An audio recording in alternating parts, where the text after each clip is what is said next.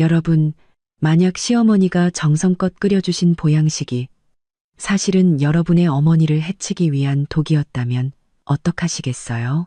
믿기 힘드시겠지만 이건 바로 제 이야기입니다. 그날 아침 6시 저는 아직 잠이 덜 깼는데 어머니의 다급한 전화에 잠이 확 달아났어요. 어머니는 목소리를 떨며 가슴이 찢어질 듯 아프다고 하셨죠. 저는 전화를 끊자마자 옷을 움켜쥐고 어머니 댁으로 뛰쳐나갔어요.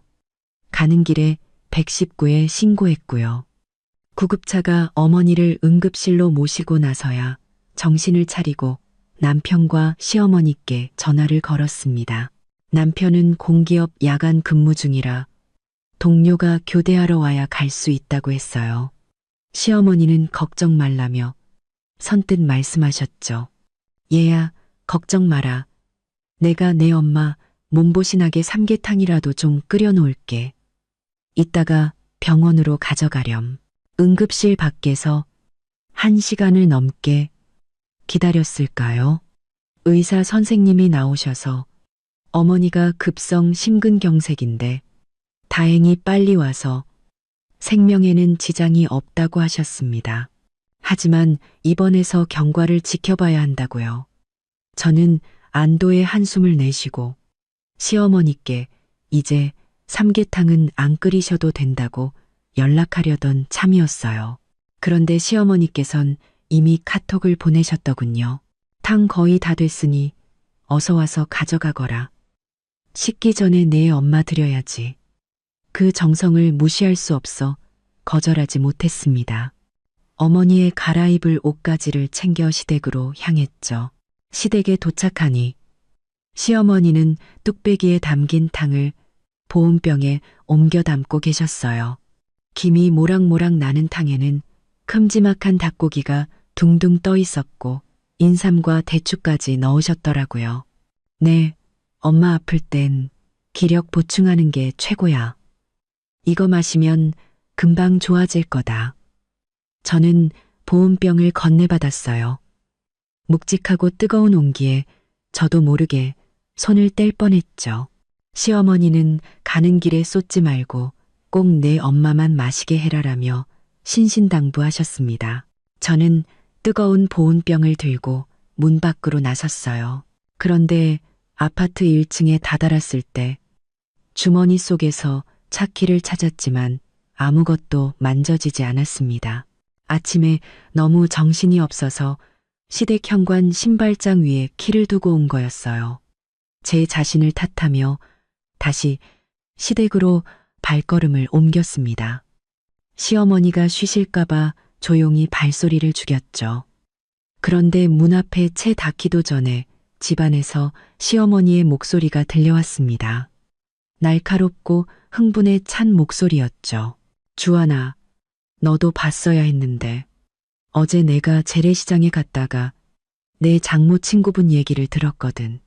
그 낡은 집이 재개발되는데 보상금이 무려 20억 원이래.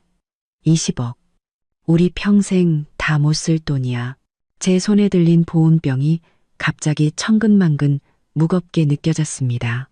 저는 그 자리에 얼어붙었고 무심코 가방 속 소형 녹음기를 만졌습니다. 평소 회사 회의록을 정리할 때 쓰던 거라 늘 가지고 다니던 건데 이렇게 쓰일 줄은 몰랐죠. 저는 조용히 녹음 버튼을 누르고 문틈에 귀를 바짝 댔습니다. 곧이어 남편의 망설이는 목소리가 들렸어요. 어머니, 그 돈은 장모님 돈이잖아요. 우리가 어떻게 넘봐요. 그리고 지금 장모님은 병원에 계시는데 이 멍청한 놈아. 시어머니가 테이블을 내리치는 소리가 요란하게 울렸습니다. 내 장모 나이가 몇인데 심근경색까지 왔어. 저러다 언제 어떻게 될지 누가 알아? 내가 아까 그 삼계탕에다 좋은 걸 좀 탔거든. 저번에 암시장에서 산 그 수면제 말이야. 가루로 빻아서 조금씩 넣었어. 그걸 마시면 몸에 힘이 쭉 빠져서 아무것도 못할 거야. 그렇게 한두 주 누워있으면 재개발 보상금 서류 처리하기 얼마나 수월하겠냐.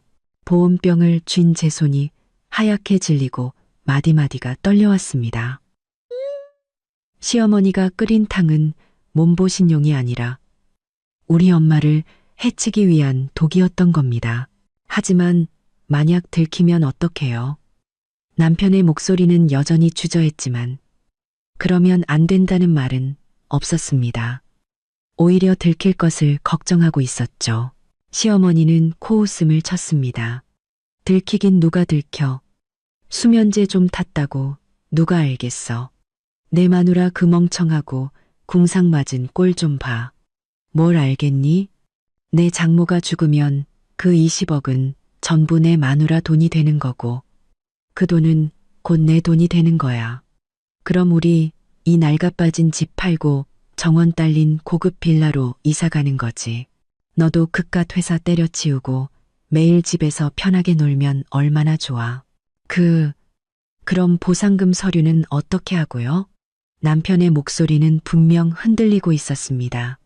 어느새 장모님이 그 여자로 바뀌어 있었죠. 그건 걱정 마라. 시어머니가 말했어요.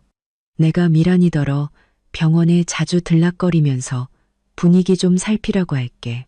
내 마누라한테도 재개발 보상금 얘기를 슬쩍 흘려서 미리 귀띔해주고 너는 그냥 장모님 걱정하는 척하면서 내가 끓인 탕이나 잘 마시게 해. 다른 생각 말고. 저는 그 말을 듣고 심호흡을 한 뒤 녹음기를 가방에 다시 넣었습니다. 그리고 일부러 열쇠 꾸러미로 문을 달그락 건드렸죠. 그런 다음 막 올라온 것처럼 문을 두드렸습니다. 어머니, 저 차 키를 현관에 두고 갔네요. 문이 금세 열렸습니다. 시어머니는 방금 전의 대화는 자기가 한 말이 아니라는 듯 환한 미소를 띠고 있었죠. 어머, 얘 좀 봐. 왜 이렇게 칠칠 맞니? 여기 있다. 시어머니는 신발장에서 열쇠를 집어 제게 건네며 제 손에 들린 보온병을 힐끗 쳐다봤습니다. 탕은 안 쏟았지? 식기 전에 어서 갖다 드려라. 저는 열쇠를 움켜쥐었습니다. 차가운 금속의 감촉만 느껴졌죠. 네, 안 쏟았어요. 지금 바로 갈게요. 남편이 방에서 나오며 저를 보더니 시선을 피하며 손톱 밑을 극적였습니다. 그건 그가 긴장할 때마다 나오는 버릇이었어요. 저는 그와 한마디도 섞지 않고 보온병을 든 채 돌아섰습니다. 계단을 내려가는데 시어머니가 남편에게 들키지 않게 조심해. 장모가 탕을 마신 뒤에 얘기하자라고 속삭이는 소리가 들렸습니다. 차에 돌아온 저는 보온병을 뒷좌석에 놓고 운전석에 앉았습니다. 녹음기에 담긴 파일을 보며 단 하나의 생각만이 머릿속을 맴돌았습니다. 이 가족 정말 악마다. 절대 우리 엄마를 다치게 둘 수 없어. 재개발 보상금도 단 1원도 빼앗기지 않을 거야. 병원으로 가는 내내 저는 방금 들은 대화를 곱씹었습니다. 시어머니는 감히 탕에 수면제를 넣었고 남편은 그 사실을 알면서도 반대하기는커녕 욕심을 냈습니다. 생각할수록 등골이 오싹했습니다. 만약 제가 차키를 가지러 돌아가지 않았다면, 엄마가 그 탕을 마셨다면 상상조차 하기 싫었습니다. 병원에 도착해서 저는 병실로 바로 가지 않았습니다. 간호사실로 가서 보온병을 건넸죠. 간호사님, 이거 냉장고에 좀 보관해 주시겠어요? 저희 엄마가 방금 검사를 받으셔서 의사 선생님이 당분간은 아무것도 드시면 안 된다고 하셔서요. 드실 수 있을 때 다시 와서 가져갈게요. 간호사님은 웃으며 그럼요 하고 보온병을 받아주셨습니다. 심지어 정은영님 보호자라고 적힌 스티커까지 붙여주셨죠. 저는 간호사님이 보온병을 냉장고에 넣는 것을 확인하고 나서야 안심했습니다. 이 탕은 나중에 제 비서를 시켜 검사센터로 보낼 겁니다. 아주 중요한 증거니까요. 저는 옷매무새를 가다듬고 심호흡을 한 뒤 어머니의 병실로 향했습니다. 병실은 소독약 냄새로 가득했고 어머니는 창백한 얼굴로 침대에 기대어 계셨습니다. 저를 보시더니 어머니는 조용히 미간을 짚으셨습니다. 그건 우리 둘만의 신호였습니다.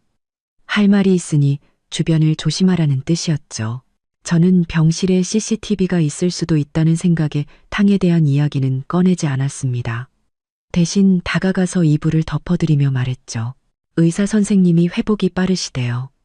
며칠만 더 계시면 일반 병실로 옮길 수 있을 거예요. 어머니는 고개를 끄덕이며 제 가방을 힐끗 보셨습니다.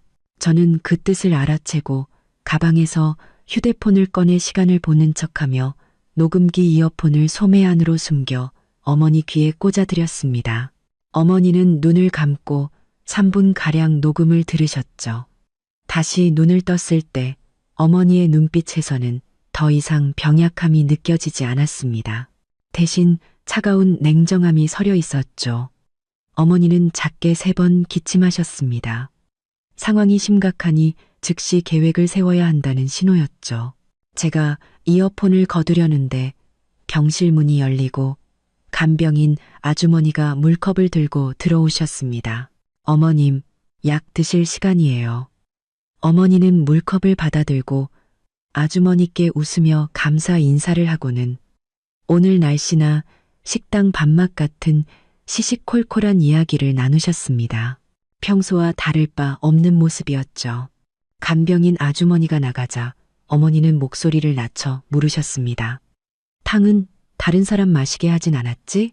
간호사실 냉장고에 넣어뒀어요. 저는 어머니 귀에 속삭였습니다.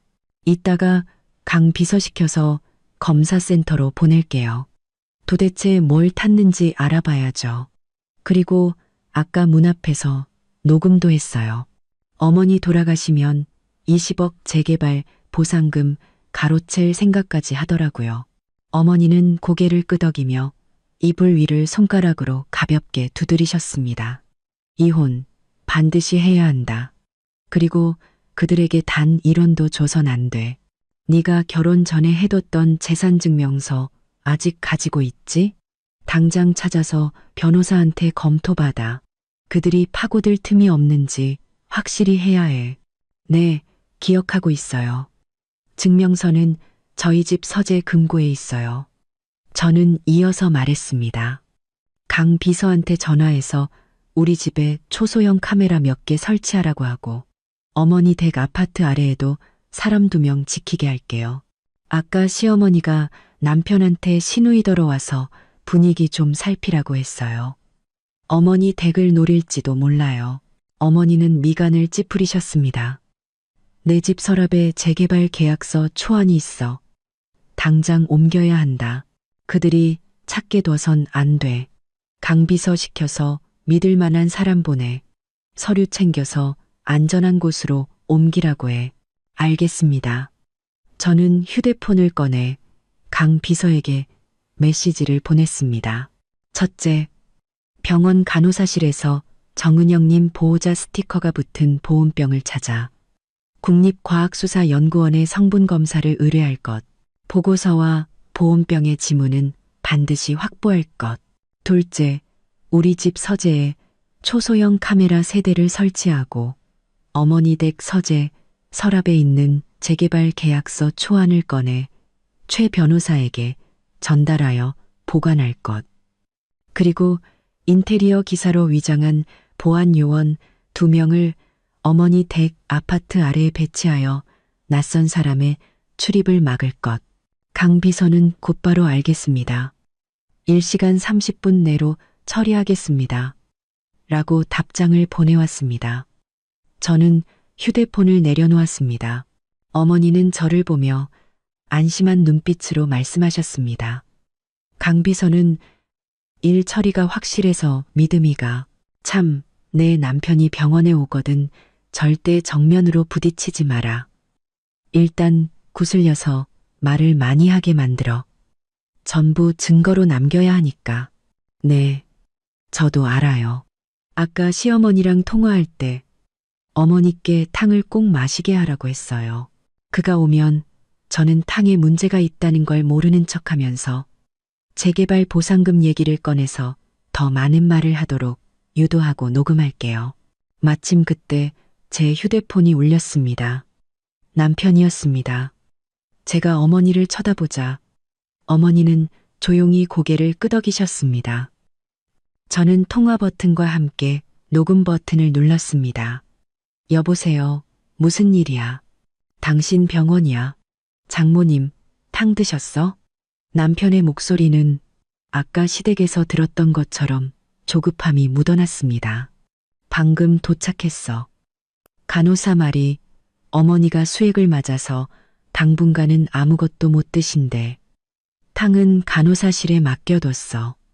저는 일부러 말을 끊고는 덧붙였습니다. 참, 아까 의사 선생님이 그러시는데 어머니 병이 완쾌되려면 한참 걸릴 거래. 앞으로는 복잡한 일은 처리하기 힘드실 거라고. 재개발 보상금 문제도 어머니가 다 나으셔야 진행할 수 있겠어. 전화기 너머로 몇 초간 침묵이 흘렀습니다. 이윽고 남편의 목소리가 들려왔습니다. 요양하는데 그렇게 많은 돈이 필요해? 20억 원이나 되는데 내 생각엔 일단 절반은 우리한테 먼저 주는 게 어때? 우리가 그 돈으로 장모님 더 잘 모실 수 있잖아. 그리고 장모님한테는 당신 하나뿐인데 돌아가시면 어차피 다 우리 돈이잖아. 빨리 받든 늦게 받든 똑같지 뭐. 저는 휴대폰을 쥔 손에 힘을 주며 분노를 억눌렀습니다. 어떻게 그런 말을 해? 엄마는 아직 병원에 누워 계시는데 병세는 걱정 안 하고 돈부터 챙길 생각이야? 그런 뜻이 아니잖아. 그는 다급하게 변명했습니다. 우리 미래를 생각해서 하는 말이지. 지금 봐. 내 월급은 200만 원 남짓이고 당신 사무직 월급도 뻔하잖아. 이 돈만 있으면 우리 살림이 확 필 텐데. 저는 더 이상 그와 언쟁하지 않았습니다. 나 엄마 돌봐야 해. 나중에 얘기해. 저는 전화를 끊고 녹음 파일을 저장했습니다. 어머니는 저를 보며 한숨을 쉬셨습니다. 그런 사람인 줄 몰랐구나. 내가 사람 보는 눈이 없어서 너를 그런 놈한테 시집 보냈어. 엄마 탓 아니에요. 저는 어머니의 손을 잡았습니다. 제가 시험해보고 싶었어요. 집안 배경 안 보고 사람만 보고 하는 결혼이 과연 행복할 수 있는지 이제 알겠어요. 인성이 글러먹은 사람은 뭘 해도 안 된다는 걸. 걱정 마세요. 이번에는 반드시 그들이 대가를 치르게 할 거예요. 다시는 우리를 무시하지 못하게 할 겁니다. 마침 간호사님이 회진을 오셔서 저희는 대화를 멈췄습니다. 어머니는 다시 병약한 모습으로 돌아가 간호사님과 병세에 대해 이야기했습니다. 저는 어머니의 침착한 옆모습을 보며 다짐했습니다. 어떤 희생을 치르더라도 반드시 엄마를 지키고 우리 것을 되찾겠다고. 그리고 저 탐욕스러운 자들에게는 응당한 벌을 내리겠다고. 다음 날 오후 남편이 구겨진 종이봉투를 들고 병원에 왔습니다. 마트로고가 찍힌 봉투 안에는 껍질에 검은 반점이 생긴 딱 봐도 할인 판매하는 바나나가 들어있었죠. 그는 병실에 들어서자마자 손을 비비며 침대 옆 협탁부터 훑어봤습니다. 보온병이 없는 것을 확인하고 나서야 어머니 침대 곁으로 다가가 부드러운 목소리로 물었습니다. 어머니, 오늘 몸은 좀 어떠세요? 제가 마트에서 바나나 좀 사왔어요. 이게 칼륨이 많아서 심장에 좋대요. 어머니는 베개에 기댄 채 여전히 창백한 얼굴로 작게 음하고 대답하셨을 뿐 별다른 말씀은 없으셨습니다. 우리는 아침에 이미 약속했습니다. 그가 말을 많이 하도록 유도하는 건 제 몫이었죠. 저는 옆에 서서 화면을 어둡게 한 휴대폰을 캔버스 가방 옆 주머니에 숨긴 채 꽉 쥐고 있었습니다. 녹음 버튼은 이미 눌러져 있었고 손끝으로 휴대폰의 미세한 진동이 느껴졌습니다. 남편은 어머니가 대꾸하지 않자 제 쪽으로 고개를 돌리며 불안한 듯 손톱 밑을 극적이기 시작했습니다. 그건 그의 오랜 버릇이었죠. 예전에 회사에서 리베이트를 받은 일로 부장님께 불려갔을 때도 집에 돌아와 손톱 밑이 빨개지도록 긁어댔습니다. 참, 어제 어머님이 끓여주신 탕 말이야. 장모님께 드렸어? 그는 아무렇지 않은 척 물었지만 그 눈빛은 무언가를 확인하려는 듯 저를 뚫어져라 쳐다보고 있었습니다. 저는 일부러 고개를 숙여 어머니의 이불을 정리하며 천천히 말했습니다. 아침에 간호사님이 오셨는데 엄마가 수액을 맞아서 기름진 탕은 당분간 드시면 안 된대. 그래서 간호사실 냉장고에 넣어뒀어. 저녁에 데워서 드리려고. 냉장고에? 그의 목소리가 순간 멈칫했고 손톱을 긁는 속도가 더 빨라졌습니다. 어서 드셔야지. 어머님이 아침 내내 끓이신 건데 심근경색 회복에 특효인 좋은 걸 넣었다고 하셨단 말이야. 오래 두면 약효가 떨어져. 저는 고개를 들어 그의 눈을 똑바로 쳐다보며 일부러 재개발 보상금 이야기로 화제를 돌렸습니다. 아무리 좋은 거라도 의사 선생님 말씀을 따라야지. 참, 아침에 엄마가 그러시는데 그 낡은 집 재개발 말이야. 구청에서 곧 결과가 나온대. 엄마는 그 돈으로 노후 준비를 하실 거래. 나중에 우리한테 짐 되기 싫으시다고. 그 말이 끝나자마자 남편의 눈이 반짝 빛났습니다. 손톱을 긁던 손도 멈췄죠. 그는 두 걸음 앞으로 다가와 목소리를 낮추며 조급하게 말했습니다. 노후 준비에 그렇게 큰 돈이 왜 필요해? 20억 원이나 되는데 장모님한테는 당신 하나뿐이잖아. 어차피 다 우리 돈 될 텐데. 그리고 우리 집 지금 빠듯한 거 알잖아. 회사 동료는 최근에 새 차 뽑았던데 난 이 자전거 5년이나 탔다고. 미란이도 맨날 용돈 달라고 졸라대. 가방 하나 사고 싶다고. 그는 점점 더 이야기에 몰입했고 제 가방 속 휴대폰이 이 모든 대화를 녹음하고 있다는 사실은 까맣게 잊은 듯 했습니다. 그리고 어머니가 조용히 미간을 짚는 것도 보지 못했죠. 그건 우리 둘만의 신호. 증거는 충분하니 더 이상 유도하지 말라는 뜻이었습니다. 저는 일부러 그의 말을 끊었습니다. 그렇게 말하면 안 되지. 그건 엄마 돈이야. 엄마가 쓰고 싶은 대로 쓰시는 거지. 왜 안 돼? 그는 언성을 높이며 흥분했습니다. 옆 침대 아주머니까지 고개를 돌려 쳐다볼 정도였죠. 우리는 한 가족이잖아. 그 돈은 어차피 당신 돈이 될 거고 당신 돈은 내 돈이지. 장모님 돌아가시면 어차피 우리한테 올 돈인데 빨리 받든 늦게 받든 뭐가 달라? 그때 되면 우리도 큰 집으로 이사 가고 미란이한테도 진짜 명품 가방 하나 사주자고. 맨날 그 짝퉁 들고 다니면서 창피하게. 박주한 씨. 갑자기 어머니가 입을 열었습니다. 목소리는 작았지만 힘이 있었습니다. 그게 무슨 말인가? 내가 아직 죽지도 않았는데 벌써 내 돈을 넘보고 있는 건가? 남편은 화들짝 놀라며 자기가 실언했다는 것을 깨달았습니다. 그의 얼굴은 순식간에 새빨개졌고 다시 손톱을 긁기 시작했습니다. 손톱 밑에서는 피가 배어 나왔죠. 어머니, 그런 뜻이 아니라 그냥 해본 소리예요. 마음에 담아두지 마세요. 저는 이 틈을 타 가방에서 휴대폰을 꺼내 시간을 보는 척하며 조용히 녹음 중지 버튼을 눌렀습니다. 화면에는 8분이 넘는 녹음 시간이 표시되어 있었죠. 여기서 엄마 화나게 하지 말고. 저는 휴대폰을 주머니에 넣으며 차갑게 말했습니다. 간호사님이 엄마는 안정이 필요하다고 했어. 당신은 그만 돌아가. 바나나는 내가 껍질 까서 드릴 테니까. 남편은 무언가 더 말하려 했지만 어머니는 이미 눈을 감고 몸을 돌려 그를 상대하고 싶지 않다는 뜻을 분명히 했습니다. 그는 어쩔 수 없이 바나나가 든 종이봉투를 들고 마지못해 자리를 떴습니다.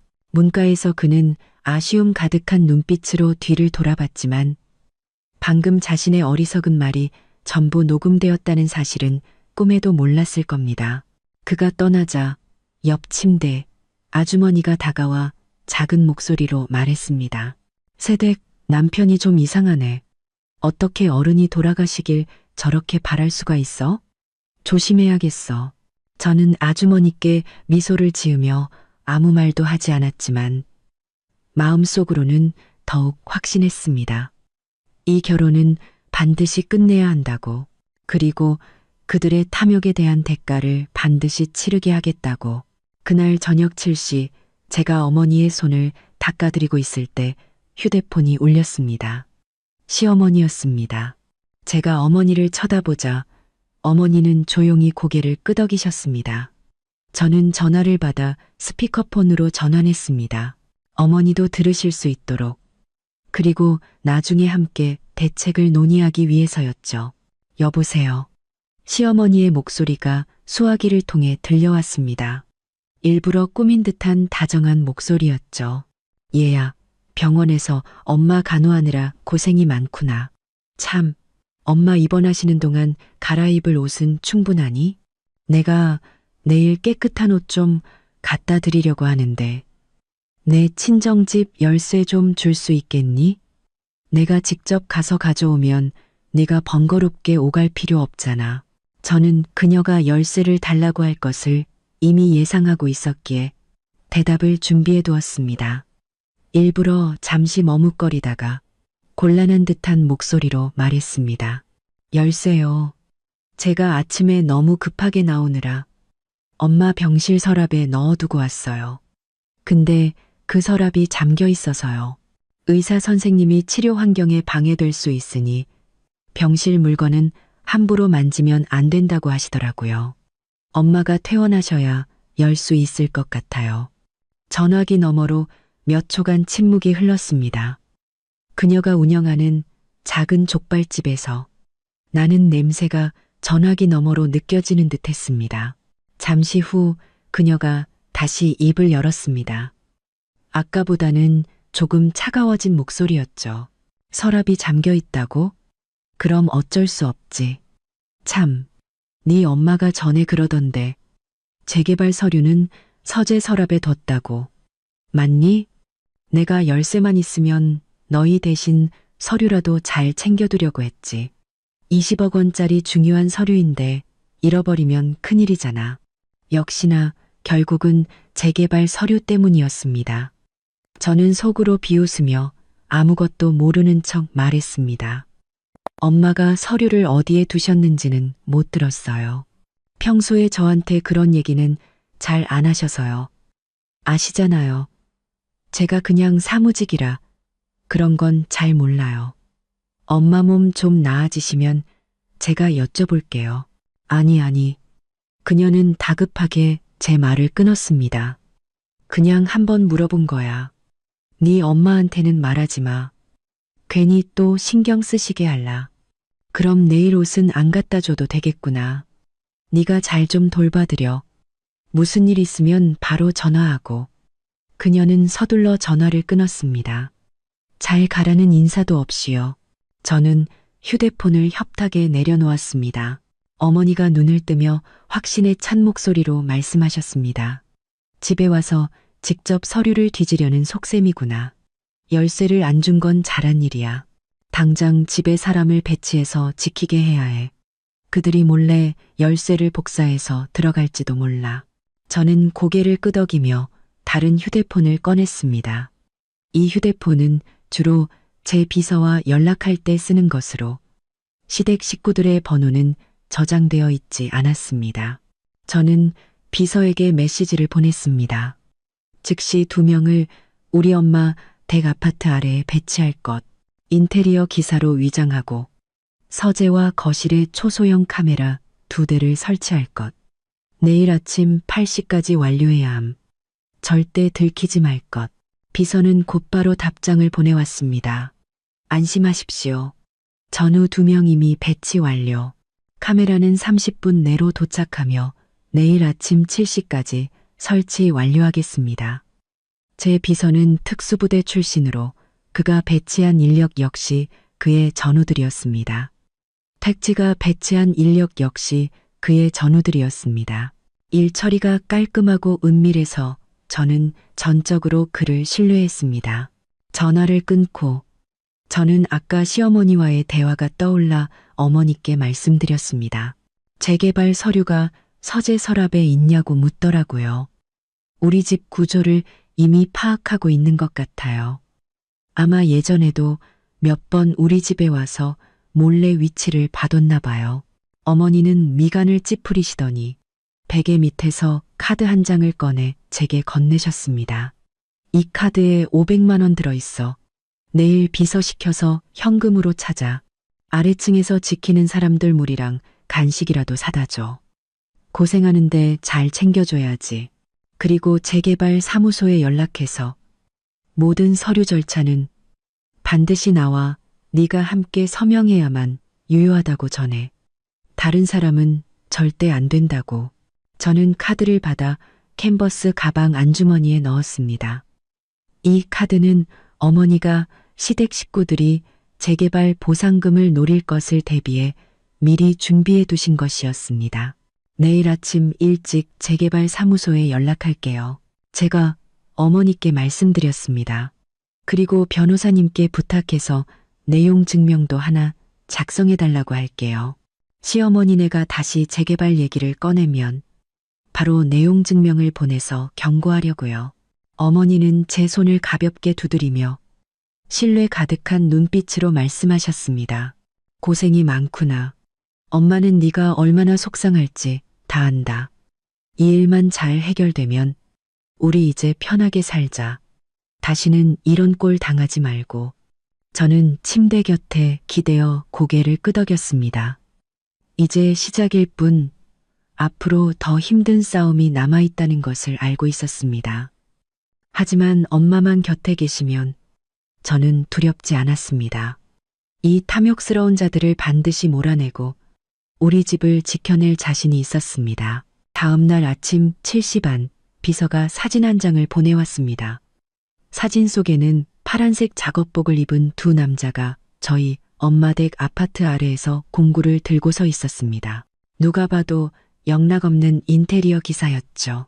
이어서 카메라 사진 두 장이 더 도착했습니다. 하나는 서재 책장 장식품 뒤에, 다른 하나는 거실 샹들리에 틈새에 설치되어 있었습니다. 자세히 보지 않으면 전혀 알아챌 수 없었죠. 제가 사진을 보여드리자 어머니는 만족스러운 듯 고개를 끄덕이셨습니다. 이제 안심이 되는구나. 그들이 감히 오기만 해봐. 현장에서 바로 잡아낼 수 있겠어. 그날 오전 9시, 저는 간병인 아주머니가 미리 주문해둔 좁쌀죽을 들고 병원 3층으로 향했습니다. 복도는 조용했고 간호사실의 프린터 소리만 간간히 들려왔습니다. 병실 문 앞에 다다랐을 때 안에서 간병인 아주머니의 목소리가 들렸습니다. 어머님, 천천히 몸 돌리세요. 방금 수액 맞으셔서 주사 맞은 데가 아직 아물지 않았어요. 제가 문을 열고 들어가니 어머니는 베개에 기댄 채 손난로를 쥐고 계셨습니다. 어제보다 안색이 한결 좋아 보이셨죠. 간병인 아주머니는 저를 보더니 얼른 제 손에서 죽을 받아들었습니다. 제가 좀 데워올게요. 어머니 마침 식사하실 시간이네요. 어머니는 저를 보며 윙크를 하고는 손가락으로 미간을 가볍게 짚으셨습니다. 어제 약속했던 신호, 어젯밤은 이상 없었으니 안심하라는 뜻이었죠. 제가 침대 곁에 앉아 보안 요원 배치 상황을 말씀드리기도 전에 병실 문이 쾅 하고 거칠게 열렸습니다. 신우이가 허둥지둥 뛰어들어왔습니다. 그녀는 번쩍이는 분홍색 재킷을 입고 있었는데 목에는 페인트가 벗겨진 금속 체인이 달려 있었습니다. 딱 봐도 짝퉁이었죠. 운동화에는 흙탕물이 튀어 있었고 신발 옆은 벌어져 있었습니다.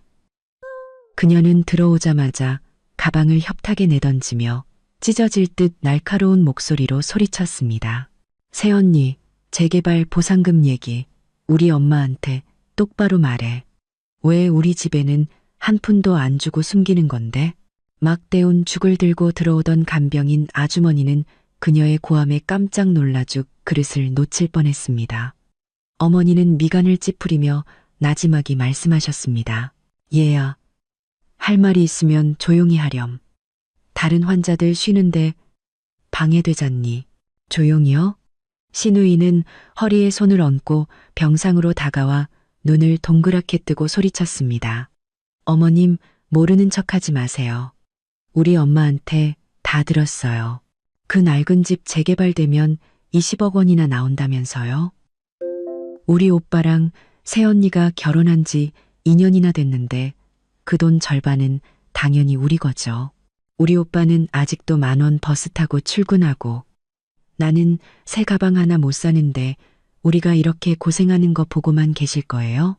옆 침대 아주머니는 신문을 보다가 그 말을 듣고 신문 뒤에서 고개를 내밀어 신우이를 쳐다보더니 다시 고개를 숙여 옆에 있는 남편에게 속삭였습니다. 저 아가씨 말하는 것 좀 봐. 환자한테 저렇게 윽박지르는 게 어디 있어. 신우이는 그 말을 듣지 못한 채 계속해서 어머니를 몰아붙였습니다. 오늘 확실하게 말씀해 주세요. 그 돈 언제 우리 집에 나눠줄 거예요? 우리 엄마가 그랬어요. 최소 5억 원은 줘야 한다고. 안 그러면 이 결혼 헛한 거라고요.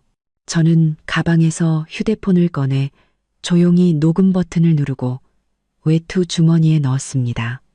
그리고 일어나 신우이 앞으로 다가가 차분하게 말했습니다.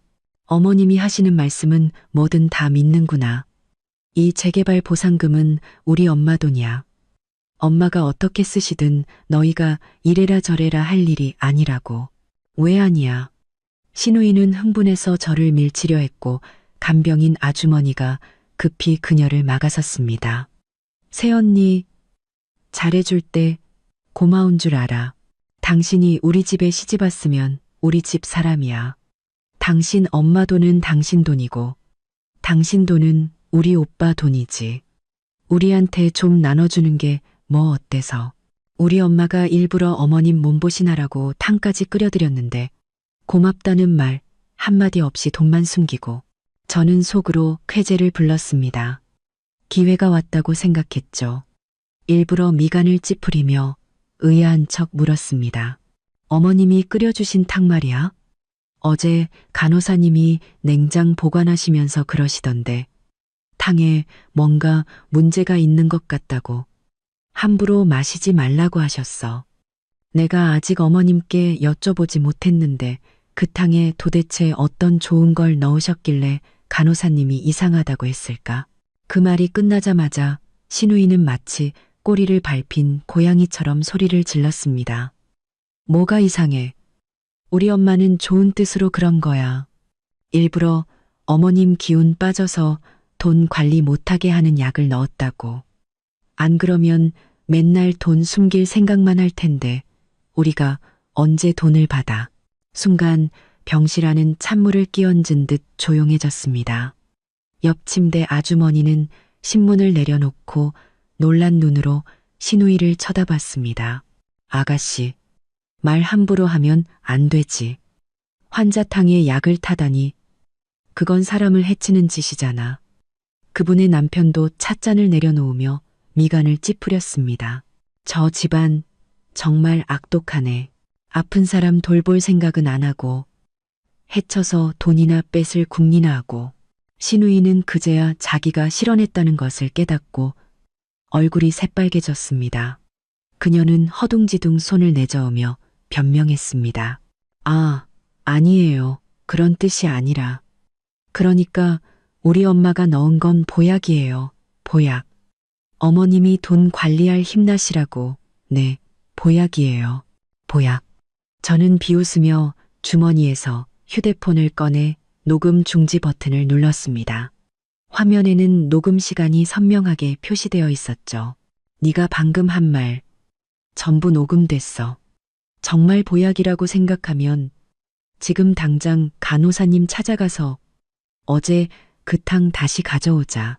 의사 선생님께 성분 검사 맡겨보면 그게 과연 우리 엄마 기운 빠지게 하는 보약인지 아닌지 바로 알 수 있겠지. 신우이의 얼굴은 빨개졌다가 하얘지고 다시 파래졌습니다. 그녀는 제 눈을 피하며 옷자락만 만지작거렸습니다. 목소리도 기어들어가듯 작아졌죠. 그냥 해본 소리예요. 신경 쓰지 마세요. 에이미얼. 해본 소리라고? 옆 침대 아주머니가 언짢은 듯 보온병을 내려놓으며 쏘아붙였습니다. 그런 말을 어떻게 함부로 해. 저 어머님은 아직 편찮으신데 도울 생각은 안 하고 돈이나 뺏을 궁리나 하고 탕에 약까지 타려 하다니 정말 천벌 받을 짓이야.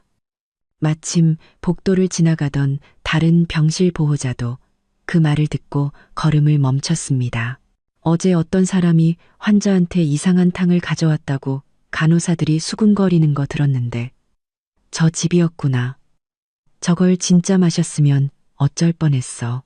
신우이는 사람들의 손가락질에 고개를 들지 못하고 눈물을 글썽였습니다.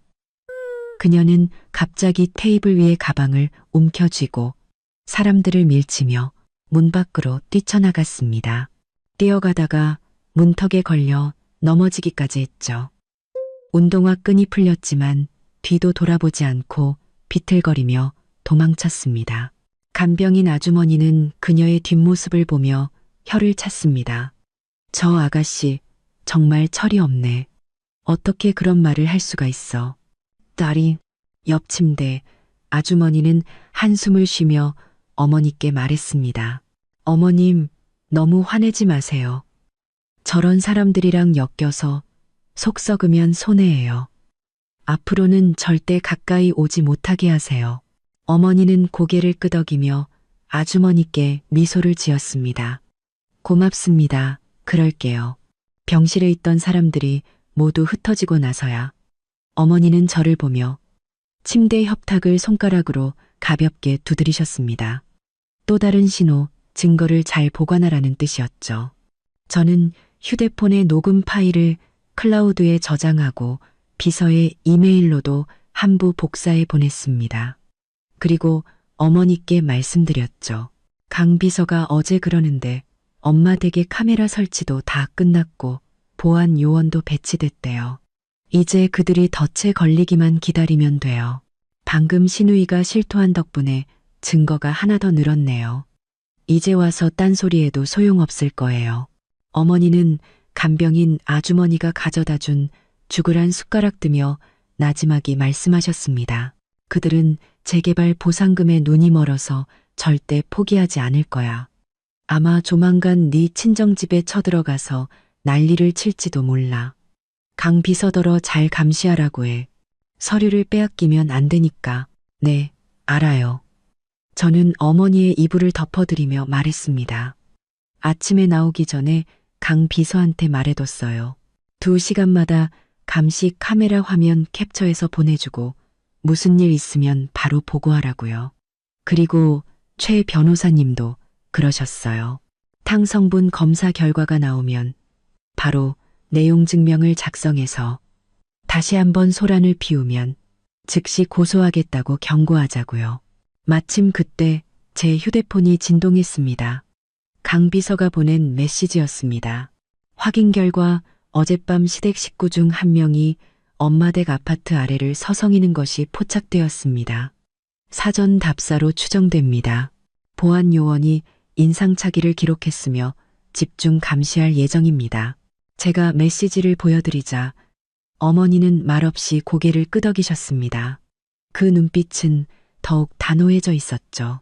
우리는 알고 있었습니다.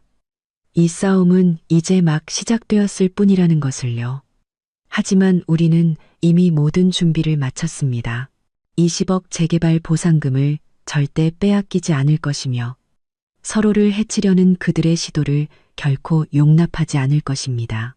간병인 아주머니가 그릇을 치우고 어머니의 혈압을 재더니 혈압이 안정적이라며 어제보다 훨씬 좋아졌다고 말했습니다. 오후에 의사 선생님이 회진 오셔서 별 문제 없으면 다음 주부터는 수액량을 줄일 수 있을 거라고요.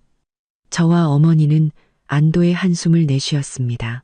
어머니의 건강만 회복된다면 시댁의 계략에 맞서림이 더 생길 테니까요. 저는 침대 곁에 앉아 눈을 감고 쉬시는 어머니의 모습을 보며 마음속으로 굳게 다짐했습니다. 김 여사, 박주환, 그리고 박미란. 당신들이 우리 엄마를 해치고 재개발 보상금을 빼앗으려 한 것. 절대 용서하지 않겠어. 당신들이 우리에게 진 빚 하나하나 전부 갚아주겠어. 당신들의 탐욕에 대한 대가를 반드시 치르게 될 거야. 소뉴. 신우이가 도망친 지 30분도 채 되지 않아 제 휴대폰이 진동했습니다. 비서가 보낸 메시지였죠. 엄마 댁 아파트 아래에 수상한 그림자 2개가 어슬렁거리고 있는데 시어머니와 남편 같다는 내용이었습니다. 저는 가슴이 철렁 내려앉아 어머니께 급히 말씀드렸습니다. 그들이 엄마 집에 물건 뒤지러 간 것 같아요. 제가 가봐야겠어요. 어머니는 제 손을 꼭 잡으며 나지막이 말씀하셨습니다. 당황하지 마. 보안 요원들이 있으니 괜찮을 거야. 안전 조심하고 증거 확보하는 거 잊지 마. 저는 간병인 아주머니께 어머니를 잘 부탁드린다고 신신당부하고는 가방을 챙겨 아래층으로 달려갔습니다. 가는 길에 비서에게 전화를 걸었더니 그는 이미 보안 요원들에게 건물 복도에서 배관 수리공으로 위장해 문을 감시하라고 지시했다고 말했습니다. 그들이 열쇠로 문을 열고 들어간 지 5분도 안 됐습니다. 너무 서두르지 마세요. 저도 지금 그쪽으로 가고 있습니다. 전화를 끊고 저는 핸들을 쥔 손이 뜨거워지는 것을 느꼈습니다. 그들이 가만히 있지 않을 거라는 건 알았지만 이렇게 빨리 대낮에 남의 집에 몰래 쳐들어올 줄은 몰랐습니다. 하루도 기다리지 못할 만큼 탐욕에 눈이 먼 것이었죠. 차를 몰며 저는 앞으로의 대응책을 머릿속으로 정리했습니다. 먼저 보안 요원들이 그들을 제압하게 하고 증거를 훼손하지 못하게 막아야 합니다. 그리고 신우이의 녹취록을 들려줘서 더 이상 발뺌하지 못하게 만들어야죠. 엄마 댁 아파트 아래에 도착하니 비서가 현관 앞에서 태블릿 PC를 들고 서 있었습니다.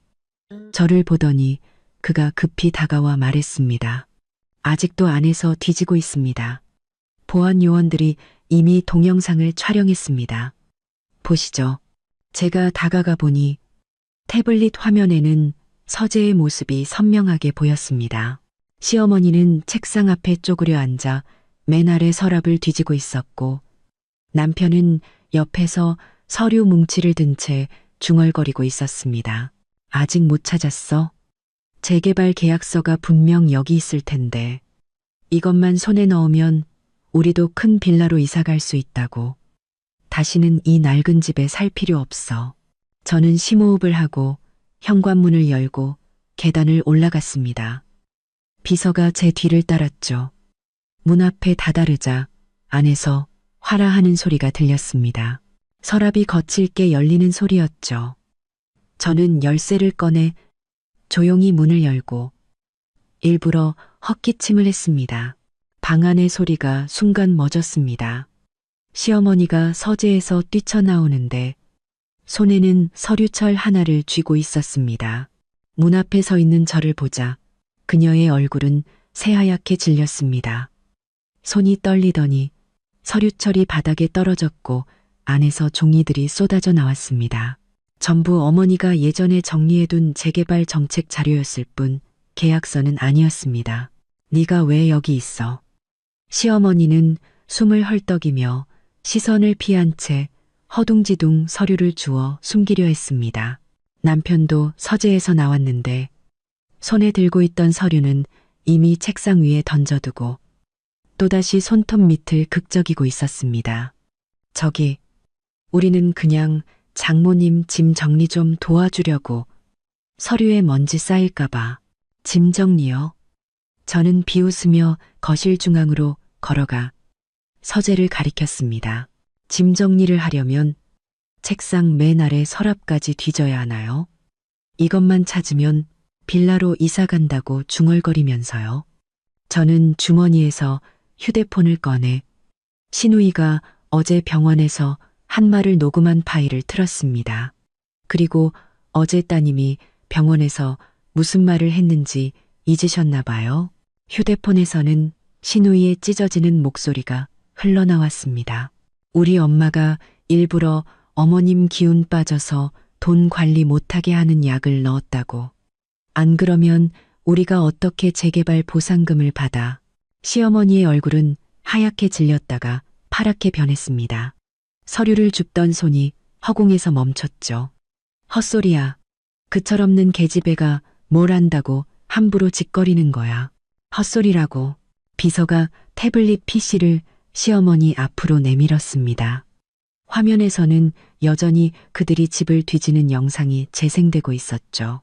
어머님, 방금 서랍을 뒤지시면서 빌라로 이사 간다고 말씀하시는 모습이 전부 녹화되었습니다. 이것도 헛소리입니까? 그리고 저희 보안 요원들이 복도에서 배관 수리를 하다가 어머님이 열쇠로 문을 여는 것을 똑똑히 봤습니다. 그 열쇠 어떻게 구하셨죠? 비있고 시어머니는 입을 뻐끔거렸지만 아무 말도 하지 못했습니다. 갑자기 그녀는 바닥에 주저앉아 허벅지를 치며 울부짖기 시작했습니다. 내가 무슨 죄야. 아들 녀석이 결혼하고 2년이 지나도 좋은 집 하나 없어서 조금이라도 보탬이 되어주려고 한 것뿐인데 이게 어떻게 도둑질이야. 이 집도 어차피 나중엔 내 아들 집이 될 텐데 내가 미리 서류 좀 본 게 뭐 그리 잘못이야. 이 집은 우리 엄마 집이고 재개발 보상금도 우리 엄마 돈입니다. 당신 아들과는 아무 상관없어요. 저는 시어머니 앞에 서서 그녀를 내려다보며 말했습니다. 그리고 당신 손에 있는 그 열쇠, 예전에 우리 집에 오셨을 때 몰래 복사해 가신 거죠? 우리 엄마는 절대 남에게 열쇠를 주신 적이 없어요. 당신이 지난번에 열쇠를 달라고 했다가 거절당한 것 말고는 아무도 그 열쇠를 만질 기회가 없었으니까요. 남편이 급히 쪼그려 앉아 시어머니의 손을 잡았습니다. 어머니, 그만하세요. 우리 그냥 가요. 그는 저를 쳐다보며 애원하는 눈빛으로 말했습니다. 미안해. 우리가 잘못했어. 물건 뒤지러 온 거 아니야. 제발 우리 엄마 탓하지 마. 지금 바로 갈게. 다시는 안 올게. 가다니요. 저는 고개를 저으며 휴대폰으로 변호사에게 전화를 걸었습니다. 이제 와서 가기엔 너무 늦었어요. 최 변호사님, 저희 엄마 댁에 누가 무단으로 침입해서 사적인 서류를 뒤지고 있습니다. 영상과 녹취 증거도 확보했습니다. 지금 경찰에 신고할까요? 아니면 변호사님이 오셔서 처리하시겠어요? 전화기 너머로 변호사의 목소리가 들려왔습니다. 일단 경찰에 신고하지 마세요. 제가 30분 내로 도착하겠습니다. 그들이 증거를 훼손하지 못하게 그 자리에 있도록 하세요. 제가 도착한 후에 법적 절차를 밟는 것이 나중에 소송을 제기할 때 더 유리합니다. 전화를 끊고 저는 휴대폰을 주머니에 넣으며 시어머니와 남편에게 말했습니다. 당신들 이제 어디도 못 가. 변호사님이 오실 때까지 기다려. 그리고 바닥에 있는 서류. 절대 손대지 마. 그건 증거야. 손대는 순간 증거인멸죄가 추가될 테니까. 시어머니는 울음을 멈추고 넋이 나간 채 천장만 멍하니 쳐다봤습니다. 남편은 옆에서 어쩔 줄 몰라 하며 시어머니를 일으키지도 못하고 안절부절 못했습니다. 내가 오지 말자고 했잖아. 당신이 기어코 오자고 하더니 결국 이렇게 잡혔잖아. 닥쳐. 시어머니가 갑자기 남편에게 소리쳤습니다. 다 너 때문이잖아. 네가 좋은 집에서 살게 해주려고 그런 거지. 안 그랬으면 내가 이 망신을 당하겠어? 남편은 욕을 먹고 고개를 숙인 채 아무 말도 하지 않았습니다. 비서가 제 곁으로 와서 작은 목소리로 말했습니다. 보안 요원들이 동영상을 백업해 두었습니다. 그들이 뒤지던 서류도 전부 제자리에 두어서 없어진 것은 하나도 없습니다. 그리고 아까 현관에서 빈 손가방을 하나 발견했습니다. 찾은 서류를 담아 가려던 것 같습니다. 저는 고개를 끄덕이며 서재문 쪽을 쳐다봤습니다. 과연 문 뒤에는 검은색 손가방이 놓여 있었습니다. 신우이가 전에 메고 다니던 가방과 같은 짝퉁 로고가 찍혀 있었죠. 저는 속으로 비웃었습니다. 서류를 훔칠 생각에 가방까지 준비하다니 정말 치밀했습니다. 하지만 결국 현장에서 잡히고 말았죠. 약 20분 후 변호사가 도착했습니다. 검은색 정장을 입은 그는 서류 가방을 들고 문으로 들어와 먼저 제게 인사를 건넸습니다. 그리고 바닥에 앉아있는 시어머니 앞에 쪼그려 앉아 말했습니다. 어머님, 안녕하십니까? 저는 서연 씨의 변호사입니다. 현장의 영상과 녹취, 그리고 타인의 주택에 무단으로 침입한 행위에 근거하여 어머님은 현재 주거 침입죄에 해당합니다. 만약 서연 씨가 이 문제를 법적으로 다룬다면 구류 및 벌금형에 처해질 수 있습니다. 또한 뒤지신 서류는 개인 재산 정보와 관련이 있으므로 유출되거나 훼손될 경우 추가적인 법적 책임을 져야 합니다. 구류라는 말에 시어머니는 화들짝 놀라 바닥에서 벌떡 일어나 변호사의 손을 잡았습니다. 변호사님, 제가 잘못했어요. 다시는 안 그럴게요. 제발 고소만은 하지 말아주세요. 지금 바로 갈게요. 다시는 이 집 물건에 손도 안 댈게요. 변호사는 시어머니의 손을 조용히 밀어내고 서류 한 장을 꺼내 보였습니다. 지금 그런 말씀을 하셔도 소용없습니다. 먼저 이 주거 침입 사실 확인서에 서명하셔서 오늘의 행위를 인정하셔야 합니다. 그리고 저희와 함께 경찰서에 가서 진술서를 작성해야 합니다. 추후 고소 여부는 서연 씨의 결정과 어머님이 상응하는 배상을 할 의지가 있는지에 따라 달라질 겁니다. 경찰서에 가야 한다는 말에 남편도 다급해졌습니다. 변호사님, 저희 정말 잘못했어요. 경찰서에만은 안 가게 해주세요. 회사에 알려지면 저 밥줄 끊겨요. 당신 밥줄 끊기는 건 작은 문제죠. 저는 남편을 쳐다보며 차분하지만 힘있는 목소리로 말했습니다. 만약 당신들이 오늘 정말 재개발 서류를 훔쳐가서 우리 엄마에게 손해를 입혔다면 단순히 직장을 잃는 걸로 끝나지 않았을 거예요. 감옥에 갈 수도 있었어요. 지금은 진술서만 작성하러 가는 겁니다. 이미 기회를 드린 거예요. 시어머니와 남편은 서로를 쳐다보았지만 두려움에 아무 말도 하지 못했습니다. 변호사가 시어머니에게 펜을 건넸습니다. 서명하시죠. 시간 낭비하지 마세요. 빨리 처리하는 게 모두에게 좋습니다. 시어머니는 한참을 망설이다가 마침내 펜을 받아 서류에 서명했습니다. 그녀의 손은 계속 떨렸고 글씨는 온 힘을 다 쓴 듯 비뚤어져 있었습니다. 남편도 고개를 푹 숙인 채 따라 서명했습니다. 변호사는 서류를 챙기며 말했습니다. 자, 이제 경찰서로 가서 진술서를 작성하죠. 제가 동행할 테니 무슨 일이 생기면 제가 처리하겠습니다. 저는 집안을 한번 둘러보고 서류가 모두 무사한 것을 확인한 뒤 비서에게 말했습니다. 여기는 맡길게요. 문단속 잘해주시고 보안 요원들한테 이틀만 더 감시해달라고 전해주세요. 그들이 또 소란을 피우지 못하게요. 비서가 고개를 끄덕였습니다. 걱정 마십시오. 잘 처리하겠습니다. 현관문을 나서자 시어머니와 남편은 변호사 뒤를 따라 걸었습니다. 고개를 푹 숙인 모습이 마치 잘못을 저지른 아이들 같았죠.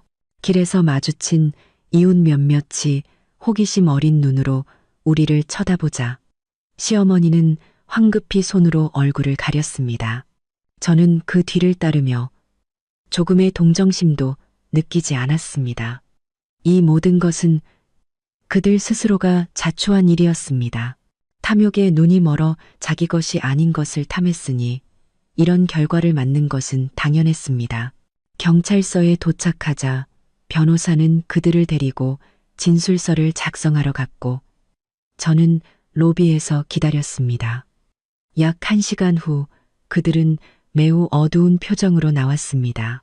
변호사가 제게 말했습니다.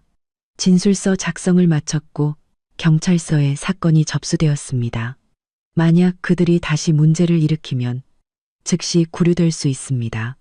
그리고 배상 문제는 나중에 다시 논의하기로 했으니 일단 돌아가서 자신들의 잘못을 반성하라고 전했습니다. 저는 고개를 끄덕이며 시어머니와 남편을 쳐다봤습니다. 이번 일을 교훈 삼아 다시는 재개발 보상금에 손댈 생각하지 마세요. 그리고 저와 우리 엄마를 더 이상 괴롭히지 마세요. 다음번에는 기회가 없을 겁니다. 시어머니는 아무 말 없이 남편을 끌고 문 밖으로 나갔습니다. 제가 다시 불러 세울까봐 두려운 듯 걸음이 비틀거렸습니다. 그들의 뒷모습을 보며 저는 안도의 한숨을 내쉬었습니다. 이번 싸움은 우리가 이겼습니다. 하지만 저는 알고 있었습니다. 이것이 끝이 아니라는 것을. 그들은 쉽게 포기하지 않을 것이고 앞으로 더 힘든 싸움이 남아있을 거라는 것을요. 저는 휴대폰을 꺼내 엄마에게 메시지를 보냈습니다. 잘 해결됐어요. 경찰서에 가서 진술서 쓰고 사건 접수까지 마쳤어요. 당분간은 조용할 거예요. 걱정 마세요. 엄마는 곧바로 답장을 보내왔습니다. 그래, 너도 너무 무리하지 말고 일찍 들어와. 엄마가 저녁 차려놨어. 엄마의 메시지를 보니 마음이 따뜻해졌습니다. 어떤 어려움이 닥쳐도 엄마만 곁에 계시면 저는 계속 나아갈 용기가 있었습니다. 저는 변호사에게 감사를 표하고 병원으로 차를 몰았습니다. 엄마 곁으로 돌아가 오늘 있었던 일을 말씀드리고 앞으로의 계획을 함께 세워야 했습니다. 검사 결과가 나온 것은 수요일 오전이었습니다. 비서는 약속 시간보다 30분 일찍 병원에 도착했습니다. 검은색 바람막이를 입은 그는 밀봉된 서류 봉투를 들고 있었습니다. 병실에 들어오기 전 복도에 누가 따라오지 않는지 확인하는 그의 모습은 군대에서 몸에 밴 습관 같았습니다. 보고서와 지문 감식 결과 전부 이 안에 있습니다. 비서는 서류 봉투를 제게 건네며 목소리를 낮춰 말했습니다. 검사센터에 따르면 탕에서 클로나제팜 성분이 검출되었다고 합니다. 흔히 말하는 값싼 수면제죠.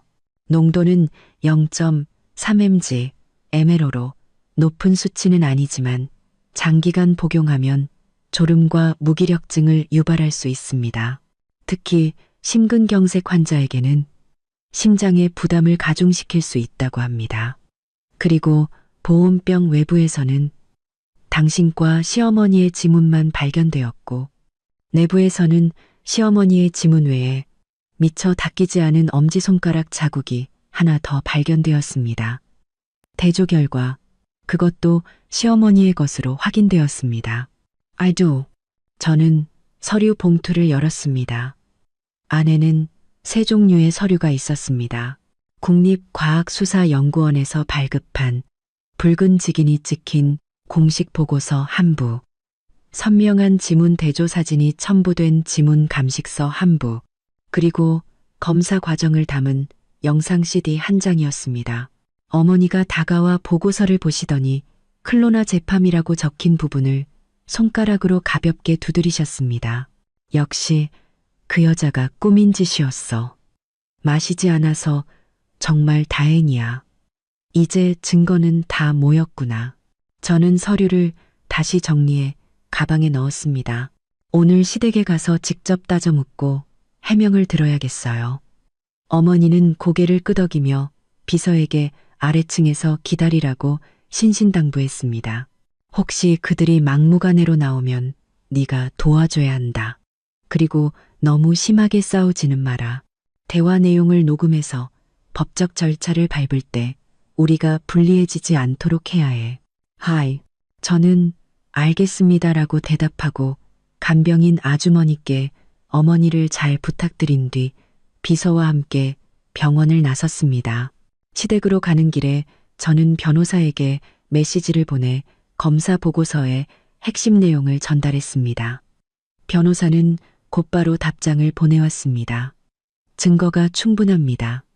대화시 녹음을 잊지 마시고 만약 그들이 재산 탈취 의도를 인정하면 추후 소송에서 훨씬 유리해질 겁니다. 시댁은 엘리베이터 없는 낡은 아파트 6층에 있었습니다. 복도에는 잡동사니가 쌓여 있었고 족발 삶는 비릿한 냄새가 진동했습니다. 시어머니는 항상 자신의 족발이 깨끗하고 위생적이라고 자랑했지만 저는 그녀가 주방에서 장갑도 끼지 않고 고기를 썰고 오물을 그대로 하수구에 버리는 것을 본 적이 있었습니다. 저는 비서에게 3층에서 기다리라고 하고 혼자 가방을 들고 계단을 올라갔습니다. 6층에 도착하니 시댁문이 살짝 열려 있었고 안에서 시어머니의 목소리가 들려왔습니다. 너무 걱정 마. 어제 서류를 못 찾았으면 오늘 다시 방법을 생각하면 되지. 정 안 되면 병원에 가서 난리를 치는 거야. 내 장모가 편히 쉬지 못하게 만들면 재개발 보상금을 내놓을지도 몰라. 저는 걸음을 멈추고 조용히 휴대폰 녹음 버튼을 눌렀습니다. 그리고 일부러 헛기침을 했죠. 방 안의 소리가 순간 멎었습니다. 몇 초 후 남편이 문을 열었습니다. 저를 보자 그는 긴장한 듯 또다시 손톱 밑을 극적였습니다. 네가 왜 왔어? 남편의 목소리는 떨리고 있었고 시선은 저를 피했습니다. 시어머니가 방에서 나오더니 제 손에 들린 가방을 보고는 표정이 굳었지만 애써 태어난 척했습니다. 보온병 돌려주러 왔니? 잃어버린 줄 알았네. 마침 오후에 또 탕 끓여서 네 엄마한테 갖다 주려고 했는데 탕은 이제 그만 끓이셔도 돼요. 저는 집 안으로 들어가 가방을 거실 탁자 위에 놓았습니다. 오늘 제가 온 건 그 탕에 대해서 이야기 좀 하려고요. 거실은 엉망이었습니다. 소파에는 빨지 않은 옷가지가 쌓여 있었고 탁자 위에는 먹다 남은 족발이 널려 있었습니다. 시어머니의 귀에 걸린 가짜옥 귀걸이가 유난히 눈에 거슬렸습니다. 시어머니는 소파에 앉아 족발 한 점을 입에 넣고 일부러 소리를 내며 씹었습니다. 탕 얘기는 뭐하러. 내가 네 엄마 몸보신하라고 좋은 마음으로 끓여준 건데 설마 맛이 없었다는 건 아니겠지? 맛이 있고 없고가 중요한 게 아니죠. 그 안에 뭘 넣었는지가 중요하죠. 저는 가방에서 검사 보고서를 꺼내 그녀 앞에 놓았습니다. 이건 국과수에서 나온 보고서예요.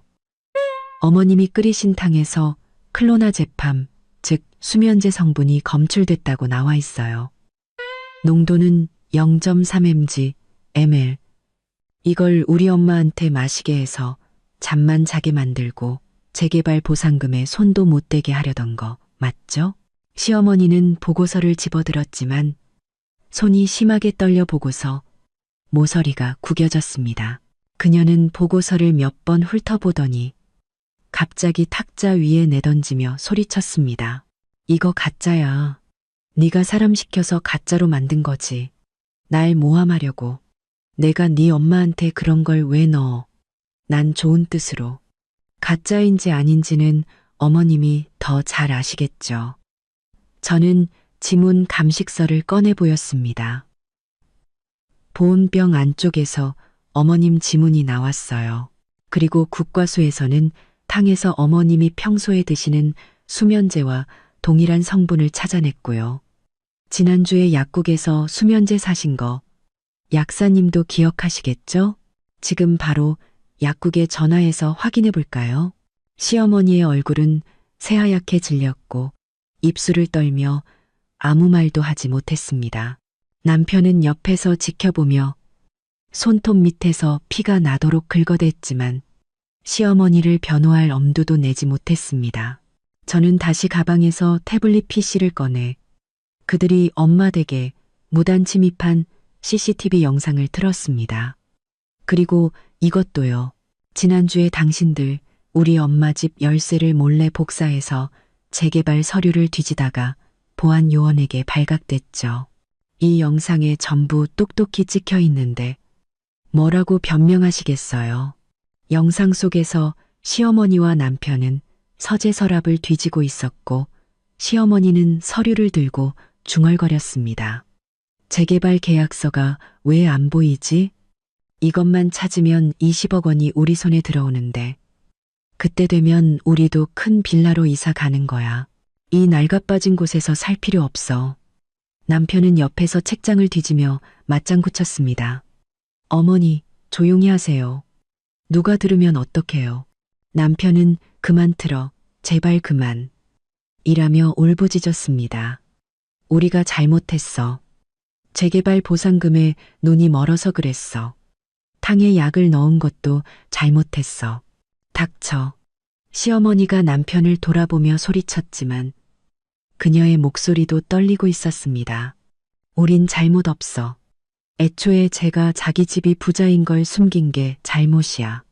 진작 알았으면 우리가 이럴 필요도 없었어. 신분을 숨겼다고요? 저는 일어나 그들을 쳐다보며 비웃음을 감추지 않았습니다. 저는 제가 평범한 집안이라고 말한 적 없어요. 당신들이 묻지도 않고 제 옷차림이 수수하고 돈을 못 번다고 멋대로 판단한 거죠.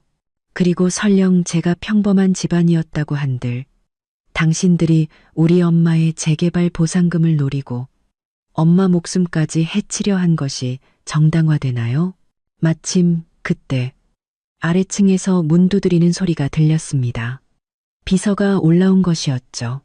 제가 30분 넘게 내려오지 않으면 올라와 보라고 미리 말해뒀습니다.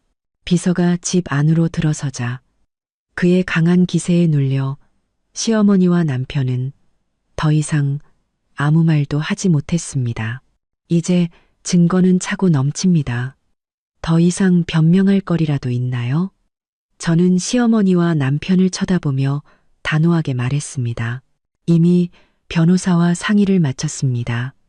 주거 침입, 재산 탈취 미수, 그리고 유해물질 투여 미수 혐의로 당신들을 고소할 겁니다. 비록 우리 엄마가 그 탕을 마시지는 않았지만 당신들의 의도는 명백했으니 처벌을 피할 수는 없을 겁니다. 시어머니는 소파에 주저앉아 넋이 나간 채 천장만 쳐다봤습니다. 끝났어. 다 끝났어. 20억 원은커녕 감옥에 가게 생겼구나. 남편은 여전히 바닥에 주저앉아 울고 있었습니다. 저는 모든 증거를 가방에 챙겨 넣고 그들에게 말했습니다. 이틀의 시간을 드리죠. 만약 그 안에 우리 엄마에게 진심으로 사과하고 무단 침입으로 인한 손해를 배상한다면 법정에서 선처를 고려해 볼 수 있습니다. 하지만 계속해서 뻔뻔하게 나온다면 법원의 소환장을 기다리게 될 겁니다. 그 말을 끝으로 저는 더 이상 그들을 쳐다보지 않고 비서와 함께 집을 나섰습니다. 복도를 걸어 나오는데 족발 냄새가 더욱 역하게 느껴졌습니다. 하지만 제 마음은 오히려 가벼워졌죠. 이제 법의 힘으로 저와 엄마를 지키고 그들의 탐욕에 대한 대가를 치르게 할 일만 남았습니다. 병원에 돌아와 저는 대치 상황을 엄마에게 모두 말씀드리고 녹음 파일도 들려드렸습니다. 엄마는 조용히 한숨을 쉬셨습니다. 돈에 눈이 멀어 저 지경까지 이르렀구나. 하지만 사과와 배상은 반드시 받아내야 해. 쉽게 용서해주면 그들은 또 같은 잘못을 저지를 거야. 저는 고개를 끄덕이며 변호사에게 전화를 걸어 대화 녹음 파일과 증거들을 모두 전송하고 즉시 고소장을 작성해달라고 요청했습니다. 변호사는 증거가 매우 충분하여 승소 확률이 높다고 말하며 재개발 사무소와도 이미 협의를 마쳐 다른 사람이 재개발 문제에 개입할 수 없도록 이중 서명 절차를 마련했다고 안심시켜 주었습니다. 모든 준비가 끝나자 저는 비로소 마음이 놓였습니다.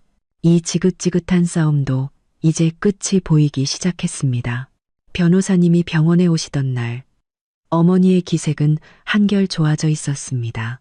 간호사님은 어머니의 심박수와 혈압이 안정되었다며 3일만 더 지켜보고 수액량을 줄이자고 하셨죠. 저는 미리 병실에 작은 테이블을 đặt고 집에서 가져온 따뜻한 홍차를 준비했습니다. 오전 11시 변호사님이 짙은 갈색 가죽 서류 가방을 들고 병실에 도착했습니다. 그는 먼저 공증된 혼전 재산 증명서를 보여주었습니다. 거기에는 제가 결혼 전에 소유했던 아파트 세 채와 8억 원의 예금 등 모든 개인 재산이 상세히 기록되어 있었습니다. 민법에 따라 이혼 시 남편은 이 재산에 대해 어떠한 권리도 주장할 수 없었죠. 다음으로 그는 시댁 식구들의 주거침입 및 재산 탈취, 미수 혐의에 대한 내용 증명 초안을 꺼내 보였습니다. 내용 증명에는 그들의 모든 불법 행위가 명확히 기록되어 있었고 7일 이내에 서면으로 사과하지 않으면 즉시 형사 고소 절차를 밟겠다고 명시되어 있었습니다. 변호사님은 만약 그들이 불응할 경우 주거 침입죄로 실형을 선고받을 가능성이 높으며 남편은 공기업에서도 해고될 것이라고 설명했습니다. 마지막으로 변호사님은 스피커폰으로 재개발 사무소에 전화를 걸어 모든 재개발 관련 서류는 반드시 저와 어머니 두 사람이 함께 서명하고 지문을 날인해야만 효력이 발생하도록 이중 안전장치를 설정했습니다. 이제 그들이 재개발 보상금을 노릴 수 있는 모든 길은 차단된 셈이었죠. 모든 법적 준비가 완벽하게 마무리되자 저와 어머니는 비로소 안도의 한숨을 내쉴 수 있었습니다. 시어머니가 가족 식사를 주최하기 전날 저는 그녀에게서 카톡 메시지를 받았습니다. 연아야, 지난 일은 다 오해란다. 친척들이 다들 모여서 얘기를 풀어보라고 하더구나. 내일 점심에 식당에서 모여서 오해를 풀고 남들 보기 부끄럽지 않게 잘 해결하자꾸나. 저는 차갑게 웃으며 그 메시지를 최 변호사님께 전달했습니다. 그는 곧바로 답장했죠. 잘 됐군요. 친척들 앞에서 모든 증거를 공개해서 그들이 다시는 핑계를 대지 못하도록 만들 기회입니다. 다음 날 저와 최 변호사님은 약속 시간보다 10분 일찍 식당에 도착했습니다. 시어머니는 새로 산 빨간 옷을 입고 가짜 옷 귀걸이를 흔들며 나타나 친척들 앞에서 눈물로 억울함을 호소하기 시작했습니다. 하지만 그녀의 연기는 오래가지 못했습니다. 제가 남편이 병원에서 장모님 돌아가시면 그 20억은 우리 돈이라고 말하는 녹음 파일을 틀자 친척들은 충격에 빠졌습니다. 이어서 제가 그들이 저희 엄마 집에 무단 침입하여 재개발 서류를 뒤지는 CCTV 영상을 공개하자 분위기는 싸늘하게 식어버렸습니다. 마지막으로 최 변호사님이 국과수의 탕성분 검사 보고서를 꺼내 보이며 시어머니가 탕에 수면제를 탔다는 사실을 폭로하자 친척들은 분노하며 그들을 맹렬히 비난하기 시작했습니다. 궁지에 몰린 시어머니는 갑자기 눈을 감고 쓰러지는 척했고 식당은 아수라장이 되었습니다. 저와 변호사님은 그 틈을 타 조용히 자리를 빠져나왔습니다. 그날 이후 그들은 친척들 사이에서 완전히 고립되었습니다. 저는 곧바로 남편의 리베이트 수수 증거를 그가 다니던 공기업 감사팀에 시어머니의 무허가 족발집 위생법 위반 증거를 구청에 각각 제보했습니다. 며칠 뒤 남편은 회사에서 해고되었고 시어머니의 가게는 폐쇄 조치와 함께 거액의 벌금을 부과받았습니다. 모든 것을 잃은 그들은 빚에 쪼들려 집까지 팔아야 했고 설상가상으로 시누이가 남은 돈 일부를 훔쳐 달아나면서 결국 길거리에 나앉게 되었습니다. 법정에 선 그들은 초라하기 짝이 없었습니다. 모든 증거 앞에서 그들은 더 이상 발뺌할 수 없었고 결국 남편은 징역 3개월, 시어머니는 징역 6개월에 집행유예 1년을 선고받았습니다. 또한 저희에게 800만 원의 손해배상을 해야 한다는 판결이 내려졌죠. 그렇게 길고 길었던 싸움이 끝났습니다. 저는 배상금으로 받은 돈과 재개발 보상금 일부를 기부하여 저희 동네의 어르신들을 위한 작은 쉼터를 만들었습니다. 엄마는 그곳에서 자원봉사를 하며 예전보다 훨씬 밝은 미소를 되찾으셨죠. 저 역시 이 모든 시련을 통해 한층 더 성장하여 당당하게 제 인생을 개척해 나가기 시작했습니다. 나중에 들려온 소식에 따르면 시어머니와 남편은 여전히 다리 밑에서 생활하며 하루하루를 힘들게 연명하고 있다고 합니다. 탐욕이 한 가족을 어떻게 파멸로 이끄는지 그들은 온몸으로 증명하고 있었습니다. 여러분, 결혼 전 재산 문제는 반드시 명확히 하세요. 그리고 무엇보다 중요한 것은 상대방의 인성과 그 가족의 분위기를 살피는 것입니다. 만약 부당한 일을 당했다면 절대 혼자 끙끙 앓지 마세요. 용기를 내어 증거를 모으고 법의 도움을 받으세요. 정의는 당신이 포기하지 않는 한 반드시 당신의 편이 되어줄 겁니다.